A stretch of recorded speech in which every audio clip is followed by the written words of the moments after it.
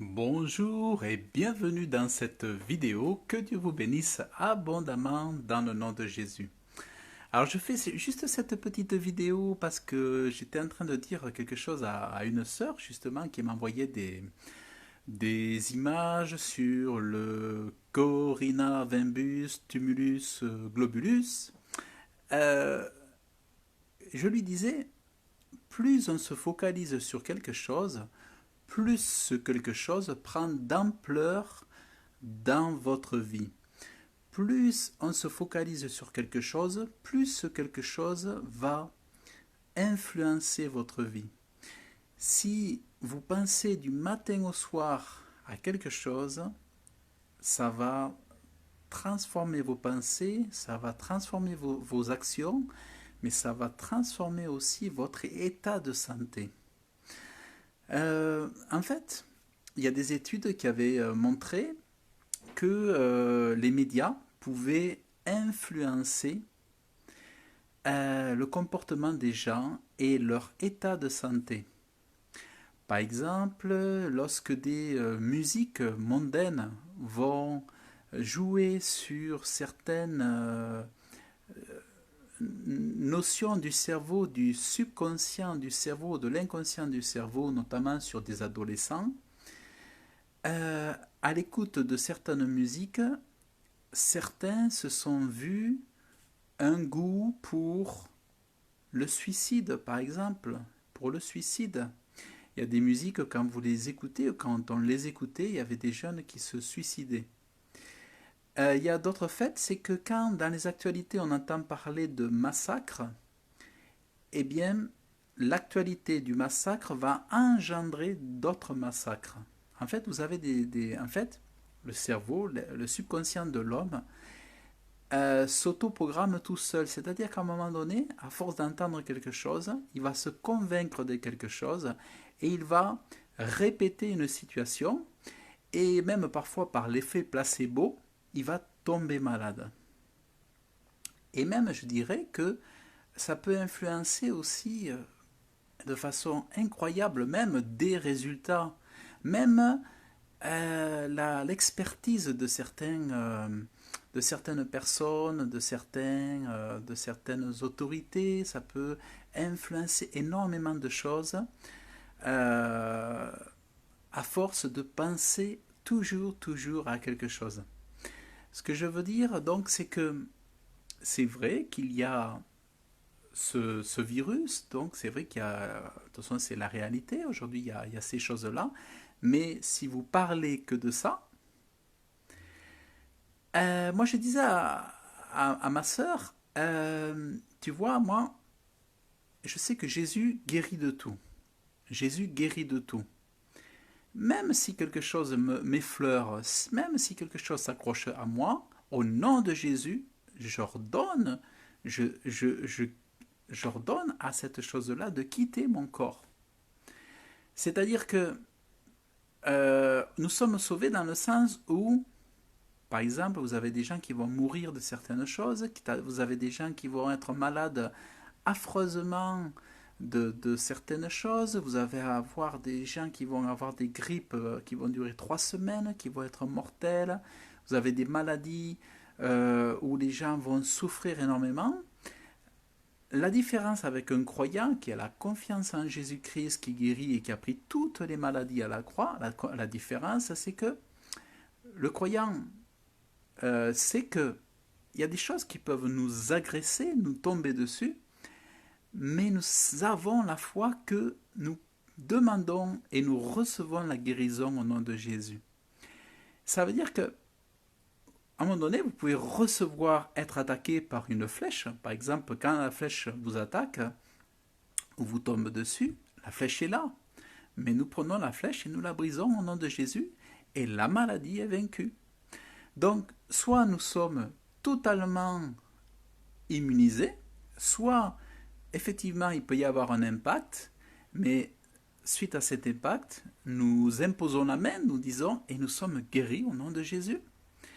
C'est pour ça que le peuple de Dieu ne doit jamais se troubler. Et le piège du diable, c'est d'obnubiler, de focaliser, de mettre le focus sur le virus au lieu de laisser le focus sur celui qui guérit. Plus vous allez donner d'importance dans votre journée au virus, plus il aura d'importance et plus vous allez lui donner d'énergie, de force dans votre vie et dans la vie des prochains, des gens qui vous entourent. À trop, parler du virus, ben, chacun participe à la propagation et à la puissance du virus. En fait, chacun va influencer du côté négatif en parlant du virus. Alors que si vous le laissez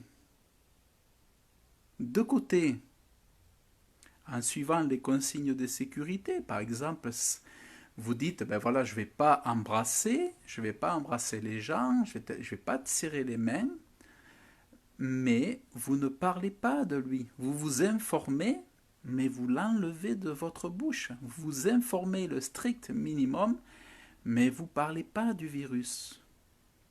Moi, c'est pour ça que je plaisante, je le nomme même pas. Parce que si ça vient du diable, ce truc-là, pourquoi je devrais l'avoir dans ma bouche? C'est pour ça que je m'amuse, je plaisante à dire le Corina, Vembus, Konirala, Corolo, Naniba. Je m'amuse volontairement parce que le diable, les princes et les princesses des ténèbres s'amusent, ils plaisantent, ils se moquent de l'Église de Dieu. Aujourd'hui, que l'Église de porte ouverte soit sous les projecteurs, c'est pas à la gloire de Dieu. C'est pas ça qui va rendre l'Église glorieuse de Dieu. Bien sûr, l'issue, c'est que nous avons la guérison au nom de Jésus, mais on voit bien que tout ça n'est pas à la gloire de Dieu.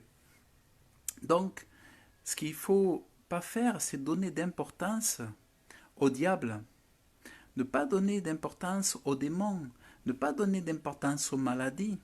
Mais c'est le nom de Jésus qui sauve. C'est le nom de Jésus, c'est la foi qui sauve de toutes les maladies. Donc, ne donnez pas d'importance à ces choses-là.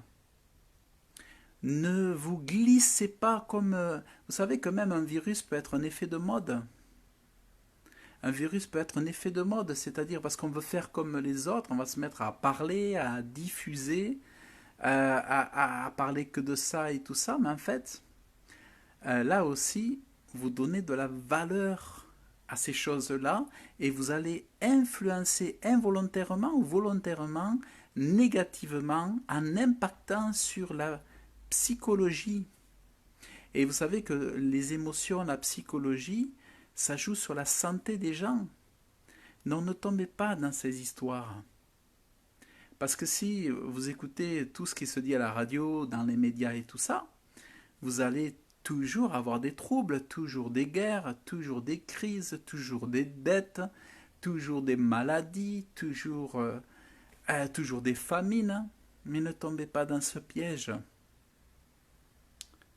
Demain, il y aura encore des maladies, demain, il y aura encore des crises, demain, il y aura encore des guerres, il y aura encore des politiques corrompues, il y aura toujours des combats à mener.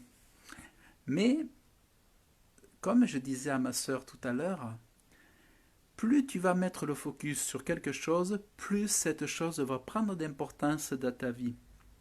Moi, j'ai dit, je mets le focus sur Jésus-Christ, et c'est Jésus-Christ qui guérit, et c'est Jésus qui sauve. Et quand je médite, quand j'ai lu ce matin la Bible, avec tous les miracles que Jésus fait sur toutes les maladies, on n'a pas à s'inquiéter, parce que il t'est fait selon ta foi tu recevras, et c'est selon aussi ce que tu vas dire, selon ce que tu vas dire. Donc, tout comme les ténèbres et la lumière ne peuvent pas cohabiter ensemble, si vous pensez qu'à Dieu, qu'à Jésus, qu'à la guérison, ça sera la guérison. Mais si vous pensez qu'à la maladie, à la contamination et au virus, ben, vous donnez de l'importance à ces choses-là. C'est pour ça que soyez confiants, soyez dans le repos, ne soyez pas troublés, Et sachez que ça aussi, c'est aussi un effet de l'esprit du monde. On voit tous ces articles de journaux qui se moquent de l'Église en disant ah oui, ben finalement, ce virus, il est arrivé par l'Église de Mulhouse, ou au Burkina Faso, le virus est arrivé à cause du pasteur Mamadou Karambiri. C'est du mensonge. On voit très bien que ça n'a rien à voir avec le plan de Dieu. Ce n'est pas un effet de la colère de Dieu non plus, bien que ça pourrait l'être, euh, bien que ça n'est pas exclu. Mais en tout cas, ce que je veux dire, ce n'est pas du tout à la gloire de Dieu comme certains voudraient le croire. C'est pour ça que il ne faut pas trop non plus danser sur la vague de ce virus. Et par rapport à ça, moi je dirais, soyons silencieux. Et s'il y avait quelque chose à faire, c'est redoubler de foi. Moi, je dirais, s'il y a quelque chose à faire, ça serait de redoubler de foi, de chercher à avoir une foi encore plus grande, et en fait de chercher vraiment la foi, de rechercher la prière, de rechercher l'amour de Dieu, profiter de cette période pour rechercher l'amour de son prochain. Vraiment, mais moi ce que je dirais, voilà, c'est vraiment recherchons la foi toujours plus grande dans Jésus, le médecin des médecins, le docteur des docteurs, Jésus le guérisseur des guérisseurs. Et c'est, moi je dis, selon moi, c'est ça qu'on doit vraiment tenir comme idée. C'est d'y voir vraiment des vues spirituelles. C'est vraiment que notre foi soit forte, soit grande et toujours plus ferme dans la guérison qui est en Jésus-Christ. Et c'est vrai qu'il y a eu des pestes noires qui sont d'ailleurs au début des années du XXe siècle en Espagne, qui ont fait je crois, 400 ou 500 000 morts en Espagne. Mais c'était une peste qui venait de Chine, qui a fait énormément de morts, c'est vrai. C'est vrai, c'est vrai. Je crois qu'elle avait un taux de mortalité de 3% à peu près. Mais euh, nous, nous sommes rachetés par le sang de Jésus. En apparence, on est pareil que les autres. Mais nous sommes entrés dans un royaume. Et Jésus dira, Jean-Baptiste, il n'y avait pas plus grand homme que lui, mais dans le royaume de Dieu, même le plus petit est plus grand que Jean-Baptiste. Ça veut dire que nous avons hérité d'une chose qui est immense, à condition d'avoir ça dans la peau, dans la foi, dans la conviction, cette puissance qui est en Jésus-Christ, cette puissance qui est dans le sang de Jésus.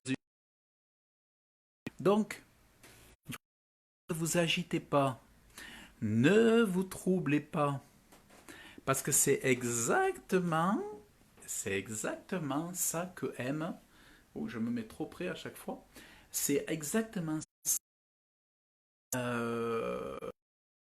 notre âme. Et je crois que tout ce qui se passe, c'est son plan.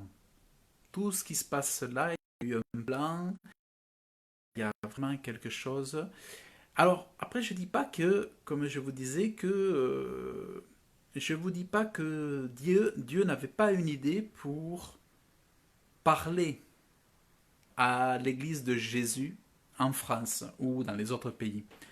Je n'exclus pas l'idée que Dieu montait diriger son église. Ça, je suis presque convaincu. Il y a une volonté de Dieu de parler à son église et d'interpeller les pasteurs, les autorités dans les églises. Ça, je suis quasiment convaincu qu'il y avait un message pour ça, pour eux, et pour tous, pour toute l'église. Mais pour autant, ne pas vous troubler, et je vais vous laisser avec ça, et ne pas avoir ça dans la bouche, ne pas avoir ça dans le cœur, et ne laissez pas vous gagner par le trouble par la peur et par la crainte. Jamais, jamais, jamais. Voilà, c'est ce que je voulais vous dire. C'est ce que je voulais vous parler. Ça, je ne m'étais pas avancé par rapport à ça, ni affirmé par rapport à ce virus. Euh, Soyons clean, soyons propres. Voilà, ne pas embrasser les gens, idéalement, ne pas tenir les mains, rester un peu distant. Restons avec des règles de sécurité, au moins pour les autres, pour leur conscience. Pour moi, bon, moi j'ai foi en Dieu, en sa guérison jusqu'à la fin de mes jours, parce qu'il m'a guéri. Il m'a guéri, il me guérit de tout, de tout, de tout, de tout depuis 10 ans. Il me guérit de tout sans exception. Donc je peux pas raconter d'histoire. Je sais que Dieu est tout-puissant et c'est sa promesse. C'est la promesse de guérison. Et que quand on boit des eaux empoisonnées, eh bien, par la foi, nous prions et les eaux sont saines, pures. Voilà, donc, écoutez, ayez une foi forte, que Dieu vous bénisse abondamment dans le nom de Jésus, et puis je vous dis à très bientôt. À bientôt, salut, que Dieu vous bénisse abondamment, et puis vous pouvez partager la vidéo si vous avez apprécié, peut-être que ça fortifiera la foi de certains, et voilà, c'était le but. Allez, que Dieu vous bénisse abondamment et n'ayez pas peur du Corona Limbus.